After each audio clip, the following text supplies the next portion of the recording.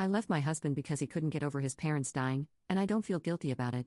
My husband was always very close with his parents, and when they passed away in a car crash 5 years ago, he went into a deep slump. He wouldn't leave his bed, and I took on every chore and cared for our newborn by myself. The problem is, it's been like this for 5 years. For 5 years, he hasn't left his bed, and I mean that literally. He expected me to cook his meals, and when I was at work, he ordered takeout. We hadn't had intimacy in 5 years. I didn't remember the last time he kissed me. He barely speaks to our 6-year-old daughter. I did every household chore myself. I worked 60-hour weeks. I finally worked up the courage and decided to put my foot down about everything. For the sake of our kids, for me, and especially for him. I sat next to him on the bed, took his hand gently in mine, and spoke softly. I know it's hard. It's been really hard for both of us, but we can't keep going on like this. Stuck in this endless sadness. Our kid missed you. I miss you too. I miss hearing your laugh and seeing your smile. Please, for all of us, can you try to take even a small step forward with me? I asked him. He looked back at me. I saw a singular tear fall down his cheek. He squeezed my hand weakly and said, I don't know if I can. I was beginning to lose my patience. I told him he had to get up. He had to. I didn't care how sad he felt.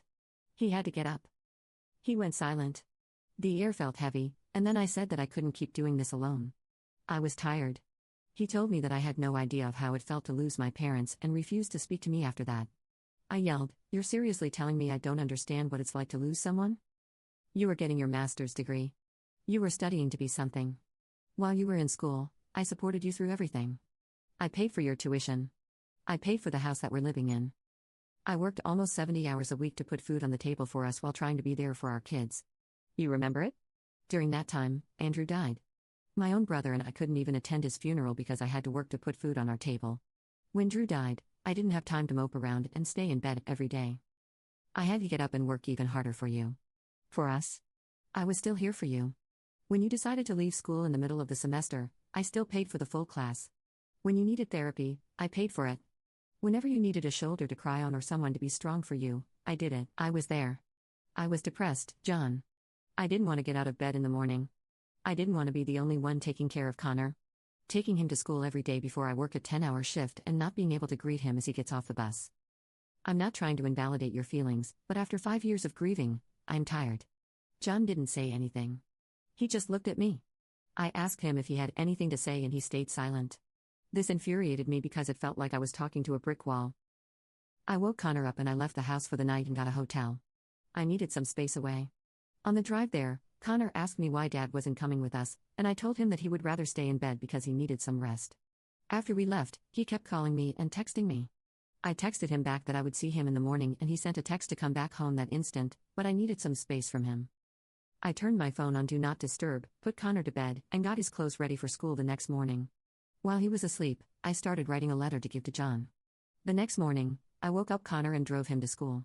Since our home was in between his school and my job, I stopped by the house and dropped off the letter. In it, I told John how much I loved him and wanted the best for him. I told him again everything that I said the night before. How I was tired and couldn't keep working 50, 60-hour weeks to support our family while I was the only one taking care of Connor. I was also the only one keeping up with the house and it was starting to get worse.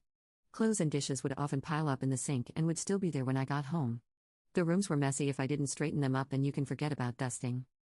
After 5 years of keeping this up, I was getting burned out. At the end of the letter, I told him that if he couldn't help me with anything or get out of bed for himself, then I would have to get a divorce. I left the letter on the kitchen counter. Before work, I would normally buy him breakfast or cook him breakfast, but I didn't have the time that morning. So I knew he would come downstairs and see it.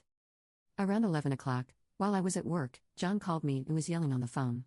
He asked me how I could treat him like that after he lost both of his parents. He said now I'm making him lose his family.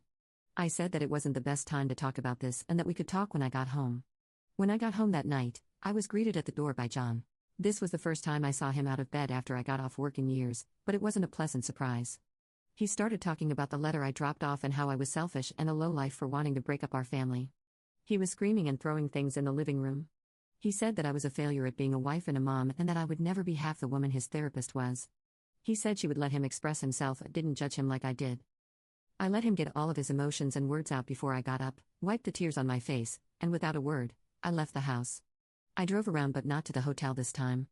I drove around the town and tried to clear my head of all the hurtful things he said to me. But under the city lights, All that played through my mind was the last 5 years and the arguments we'd had. I couldn't imagine spending my life without John. And I thought about how this could affect Connor.